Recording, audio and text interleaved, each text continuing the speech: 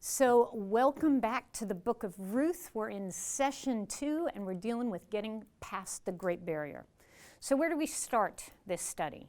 And the answer to that is exactly that we start with trying to get past the Great Barrier that stands between us and these fabulous characters of this wonderful little book. We need to take a step out of our world and step back into their world. And I've got to warn you that this is going to be a bit of a cross-cultural experience. The issue is we're going to have to recognize that our geography is not their geography, our history is not necessarily their history, and our culture is definitely not their culture. Now, reality is that the standard human condition is to assume that my culture is normative, right? The house that I grew up in, the food that I eat, the clothes that I wear, the schools that I went to, this is normal, right? And it's not until you get dropped into somebody else's culture that it starts dawning on you, oh my gosh, not everyone eats Cheerios for breakfast. There are some families out there that don't have curfews. There are some families out there that are still arranging marriages for their emerging adult children. For those of you who do business on foreign soil, or if you've ever been a member of the Peace Corps or gone on a missions trip, you've had this experience in spades, and you expected to have that experience. But let me warn you that you don't necessarily have to go on foreign soil to have a cross-cultural experience. In fact, you can have them right here on home soil. One of my funnest illustrations is when my family, native Northeasterners, you know, Boston, where the winters are cold and the people are colder. I can say that because I come from there. We decided to make the great cross-cultural journey to Madison, Mississippi, where the winters are warm and the people are warmer. Oh my gosh, in the Deep South, people talk to strangers. They do. Like, they'll stop right there to cross the street and they'll engage you in conversation. Not only will they engage you in conversation, which you would never do in Boston, they will touch you while they talk to you. And let me tell you, for the first few months when we moved down to Madison, Mississippi, I felt just a little bit stalked, actually, because these people were so friendly that I was a little overwhelmed. So their culture is not our culture. There are issues of the rules of social engagement, there's dress code, there's food. Let's talk about dress code for just a moment. Do you know that every self-respecting 5-year-old in Madison, Mississippi has enormous hair bows in every possible color? This is what you do. And the hair bows are as big as a salad plate, every one of them. In fact, one of our favorite things to watch is my youngest's videotape, there's an old word, of performing in her preschool concert. Because at no point could we actually see Elisa's face because the child in front of her had, of course, her enormous matching hair bow. So dress codes are different. Food is different. We were kind of a fruit and fiber, you know, low cholesterol kind of family.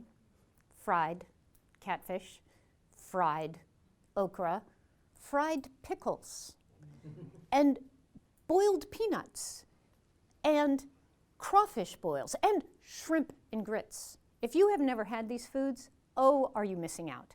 Because what you will find very quickly when you move into somebody else's culture is that all of these culinary secrets have been kept from you all of these years. So we very quickly adapted, and thank God for our friendly neighbors who put up with us while we were in this transition. But reality is that right here on American soil, we were experiencing culture shock. And the reason we were experiencing culture shock is because of what the anthropologists will call ethnocentrism, which is this normative human posture. It's everywhere. It's not just white, it's not just Western, it's not just upper class. This normative human posture that my culture is the normal culture, and everyone else's world should look just like mine. Well, guys, that business of ethnocentrism is something we're going to have to get past as we step back into the study of Ruth and Naomi and Boaz. And really, we're going to have to get past it in all of our biblical study, but this is a great place to start. We want to understand their world as their world. Yes, it is beautiful that we put our faces on the biblical characters. There's something really lovely about that. But in order to hear their story the way they're telling it, we're going to have to allow them to paint their own faces. And we're going to have to hear their story in their voices. In other words, we're going to need to realize that studying the Old Testament is indeed a cross-cultural endeavor. So for a moment, put your own culture aside, and for a moment, let's step into their world. Now we're going to do a little exercise in pulling off our own ethnocentrism. You ready? Take a look at this image. You've seen this guy before? Yeah? In fact, almost every one of you could identify him. Yeah? Who would you say he is? Yes, that is Jesus, indeed. In fact, that is the image of the Sacred Heart. It has been used for worship and for prayer for generations, especially within the Catholic Church. And everyone recognizes that as an image of the first century Galilean Jewish rabbi that we know as Jesus. But take a look at this guy. As you look at his image, you see the color of his hair.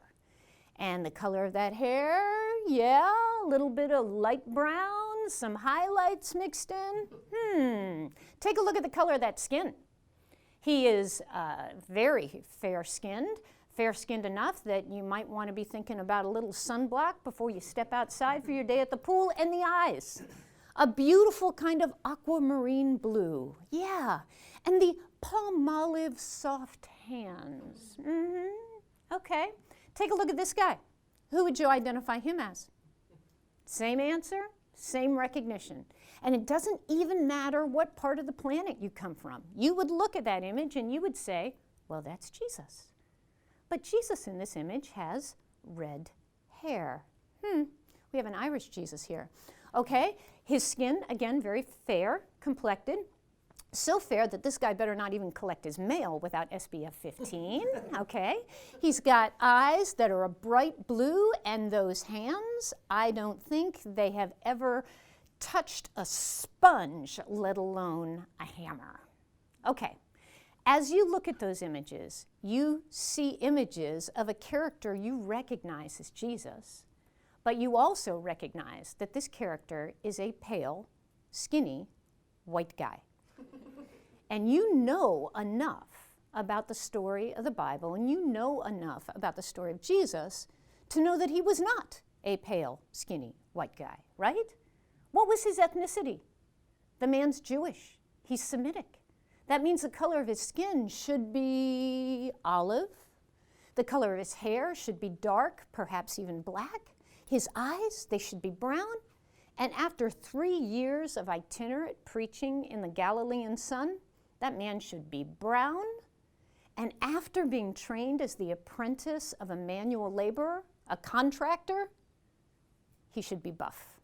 We should not be having palm-olive soft hands. We should not be having piano player fingers. We should be having calluses and scars and perhaps even a finger missing. So what is it that has made the Jesus of these images the pale, skinny white guy? And the answer is ethnocentrism. He is being painted according to the image of the painter as opposed to the original image. Now, do I think it's a crime for us to put our faces on the biblical characters? No, not at all. I actually think there's something beautiful about it.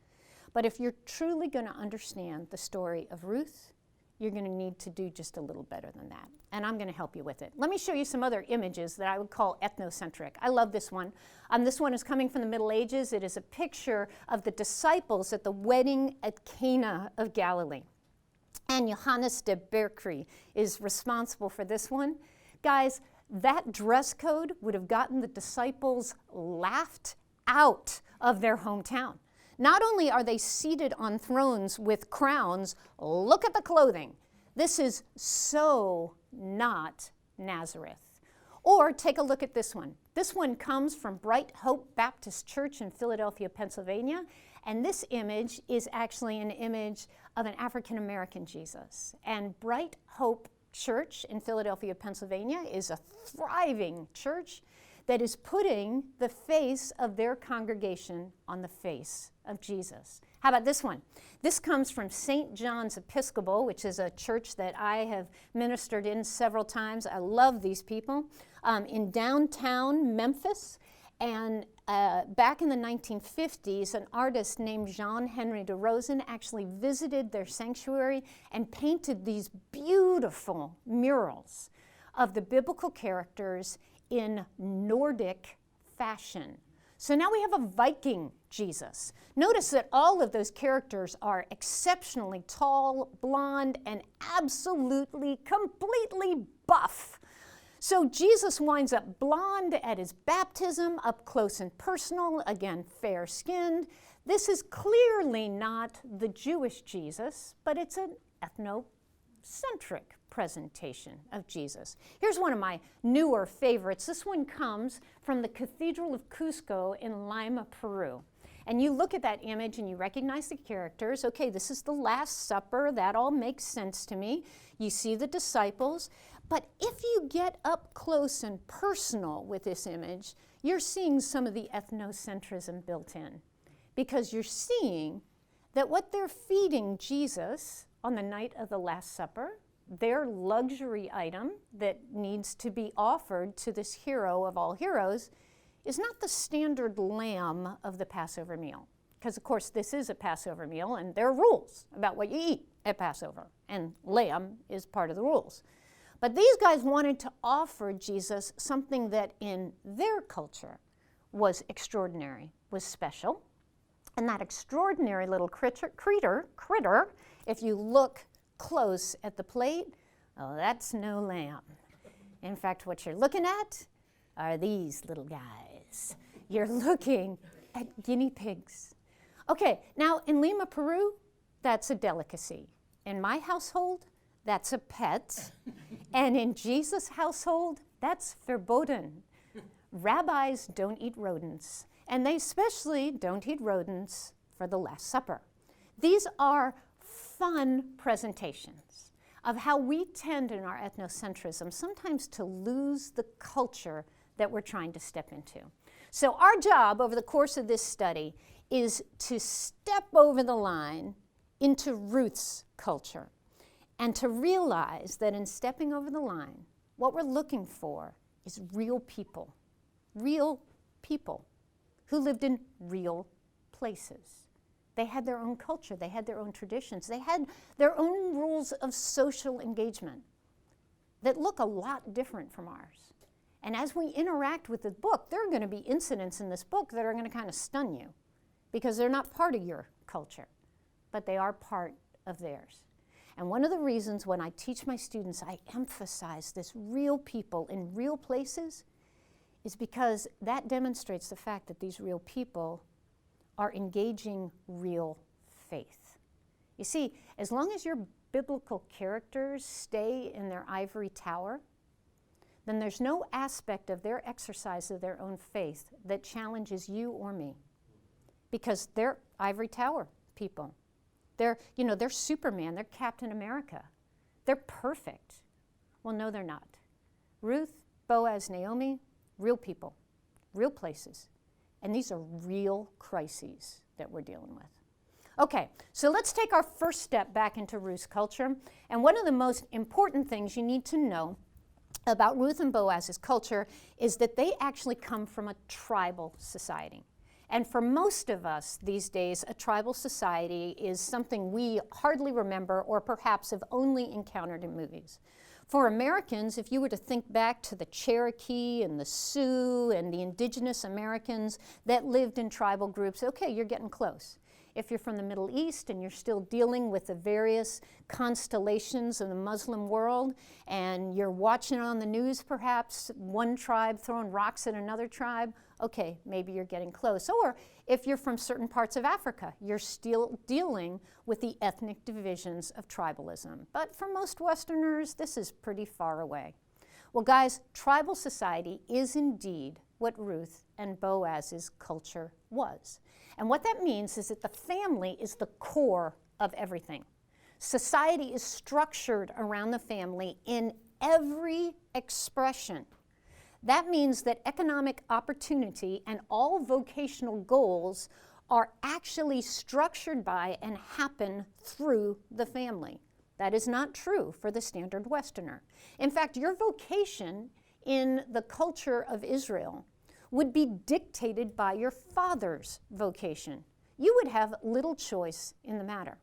And moreover, your engagement of that vocation would be completely based on your birth order and your gender.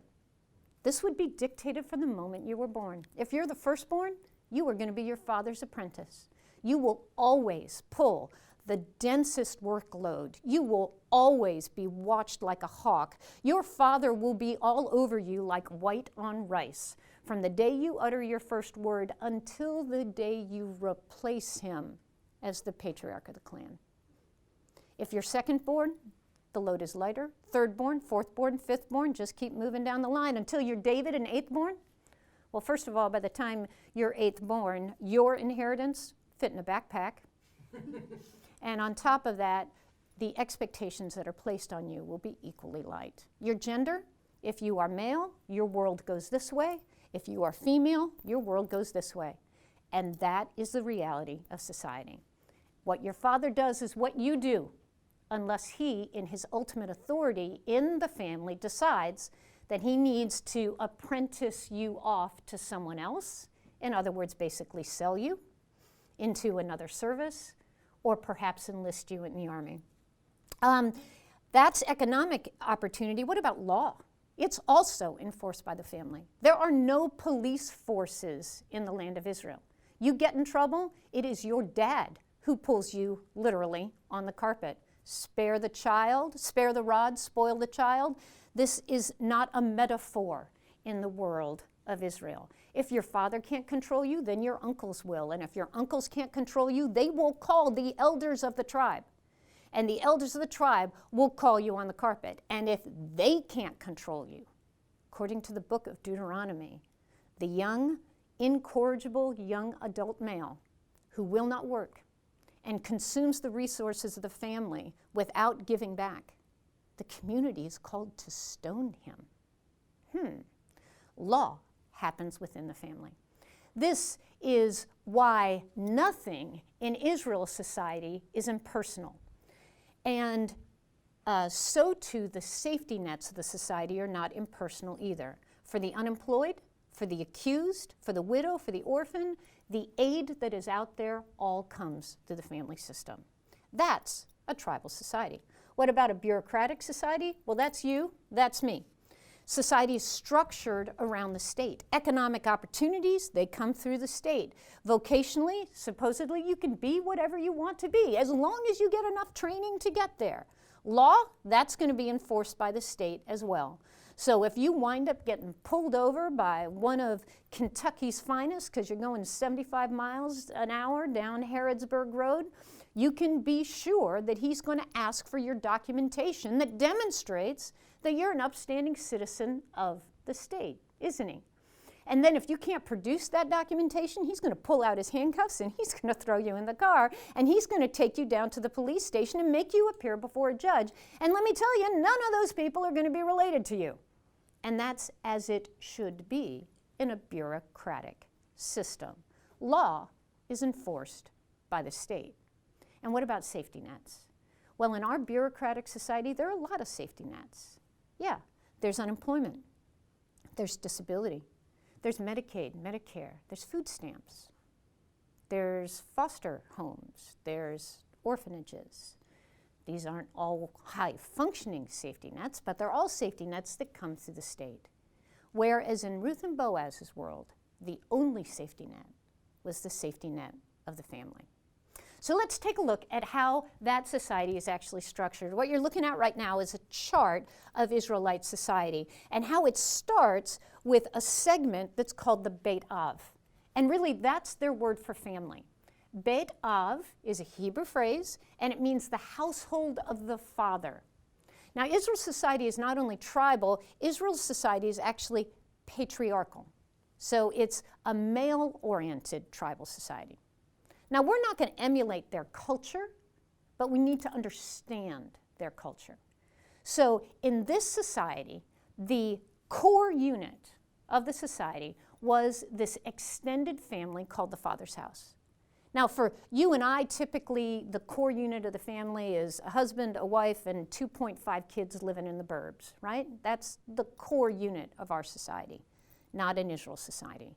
It was a husband, his wife, his adult sons, their wives, and their children, all living on the family farm, all working as a unit to support the extended family.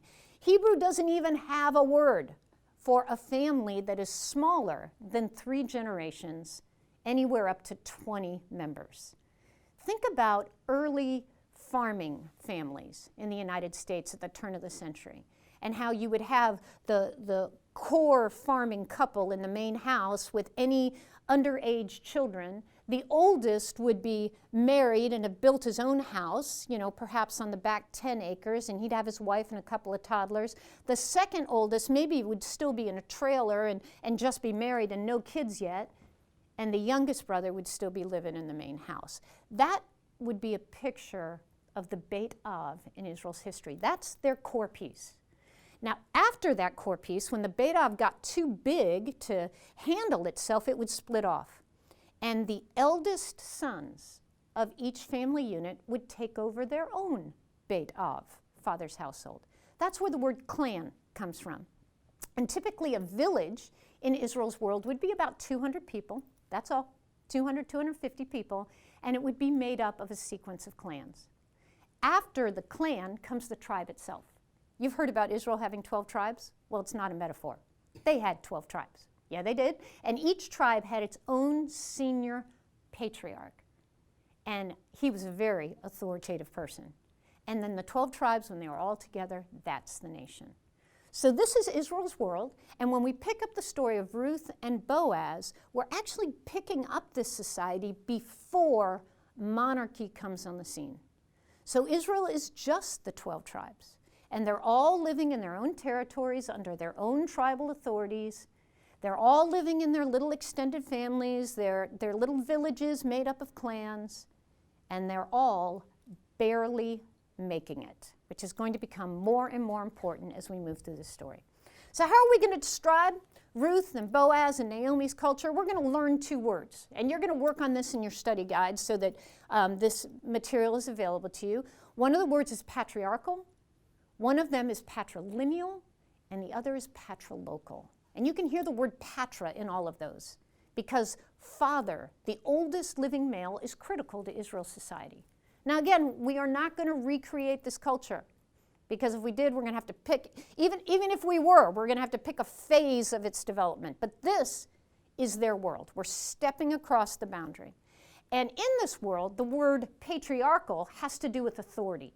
And it's the idea that that oldest living male is not sent off to a nursing home, right? Rather, that oldest living male is actually running the household. And that patriarch is the center of the household. And all authority and all responsibility for the household actually rests on his shoulder. And if he's a good patriarch, he does not lay his head on the pillow at night until he knows that every member of his family is safe and fed and moving forward into their future. The second word we need to learn is the word patrilineal. And that word has to do with descent, ancestral descent or inheritance. And because this is a tribal culture, all of the resources of a family move to the next generation through the family system. You can't just sell stuff or give stuff away. We have been treasuring and saving this material for generations. We are going to pass it on to the next generation. And we're going to do it through the male line. Again, we're not emulating, we're just understanding. So the primary resource these people have in this particular phase of human history is land and children. I don't know about you, but in my world, my children are not exactly an economic asset. Are you with me?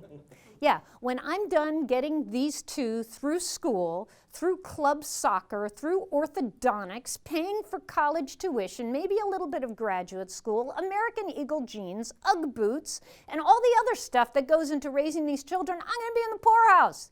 They are not an asset. No. But in a farming community, they are labor, and so they are an asset. And land, of course. And this land cannot be sold in Israelites' culture. It has to be inherited. So these are the things that they are passing on, and we are going to bump into all of this in the story of Ruth. We're going to bump into something called the inalienable land law. That law cannot be sold. And rather, if a family member is forced to the margins economically, where they actually have to sell their land, it's a kinsman's responsibility to actually step in and buy their land back for them. This is going to become very important when we start talking about Elimelech and how he had to leave the family patrimony to go to Moab. Another law that protected these resources is something called the Levirate law. And this is the idea that if a woman is widowed before she has the chance to bear a son in this patriarchal culture, it is her brother-in-law's responsibility, this one's a little scary, to step in and actually get her pregnant in her deceased husband's name so that there's an heir to inherit the deceased husband's goods. This is going to become very important when Naomi, Ruth, and Orpah all lose their husbands. What is Israelite law? Now, you actually have already bumped into patrilinealism, you just probably didn't know it, and you bumped into it when you read your Bibles and couldn't find a woman's name in a genealogy. Have you ever wondered why everyone listed in the genealogies of the Bible are male? Is it because God is a misogynist? He hates women? He doesn't think they're important to the story? Heck no. It's because this is a patrilineal culture, and they're busy recording who's related to who so they know where the inheritance goes. And they're tracking it through the male line. We'll come back to that. All right, what about women in this society? Very important question for our larger story, because our heroes in the story are women. In fact, unbeknownst to you at this point, the true lead character of this story is Naomi. And according to the biblical narrator, she is both our hero and our victim. And it is her story that we are following as we see Ruth and Boaz playing as her counter characters. Well, a woman in this culture would be understood to be first her father's daughter, and she would be protected under the legal and economic protection of her patriarch, her father. So she would belong to a Beit Av. Then she would be married off, and she would leave the Beit Av, and she would join her husband's Beit Av, and she would become her husband's wife. And through her husband, she would have links to the economy and the legal system. Then, if all things went well, she would bear a son who would survive, which the mortality rate was quite high, and he would grow up to be a strapping young man who would protect her in her old age. This is how women moved through this society. This was normative.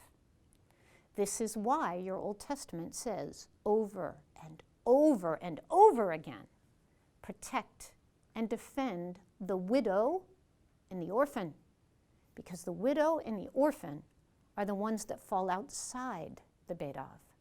What happens when a woman loses her father before she has a husband? What happens when a woman who's already left her Beit Av loses her husband when she does not yet have a son? And the answer is, she's destitute. And so the widow in all of the Old Testament and all the way into the New Testament, if you've read James lately, is the one who needs the protection of the people of God the most. And of course, the story we're heading into is about two ultimate widows who have lost every connection to their Beit Av and every means of protection within their society. So the last business has to do with patrilocal, and that's the idea that the family unit and the living space is actually built around the oldest living male. So the Beit Av is not simply a family unit, it's actually a family compound. And in that family compound, we have a sequence of relatives, adults, middle emerging adults, adolescents, and small children who are all working their tails off simply to survive. This is a subsistence culture. It will stay a subsistence culture for eons, which means everybody is barely making it. And so they will collectively farm the land they jointly own, share the produce, and move on to the next generation. What did their living condition look like? Well, you're looking at an image on the screen of the typical family compound, where you've got 2 or 3 of these 4-room pillared houses. The women are up front and personal. You can see them taking care of domestic chores. They're grinding grain into flour, which could take hours and hours every day. They're weaving textiles into clothes. They're cooking the food. They've got the small children close. The men are out in the fields. They're keeping the sheep. They're farming the land. This is the Beit Av of Israel's culture. This is a world in which life was hard, survival was uncertain, and family was everything. Let me introduce one more term before we close down this session, and that is the term redemption, or the term to redeem. As you enter into the study, you're going to keep bumping into this word. Now, throughout your experience with your Bible, your church, if you have any background whatsoever, you have heard the word redeem before. And to you, it's probably become something I call Biblish, a word that's been used so often by the church in English that it's become gibberish. Well, guys, this word isn't gibberish, and this word wasn't born in the Bible. This word actually comes out of tribal law. It pre-existed your Old Testament. And the word has to do with the responsibility of a kinsman in this particular type of society to step up to the plate and be the safety net for his family member. A good patriarch, a real patriarch, stepped up to the plate. And if his family member had been shoved to the margins because of life circumstances and poverty, he put his checkbook on the counter. And he said, how much? That one belongs to me. Or if that patriarch was in a situation where a family member had been captured by an enemy and was a POW and their life was at risk, a good patriarch actually stepped up to the plate and said, my life for his life, my weapon for your weapon. That one's mine, and I'll go down for him. That's what patriarchs do. That's what patriarchs are supposed to do.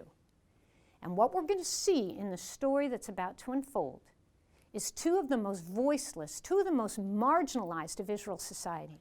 An old widow who cannot have another child, and a young widow who is a foreigner who has no child.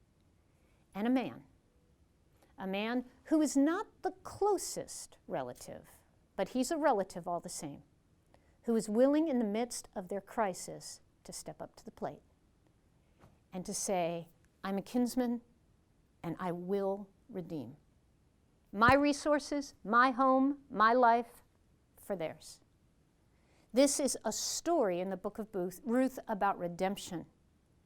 Redemption that is going to become a core phrase throughout everything we know about our Bibles and the story, the great story of Jesus the Christ.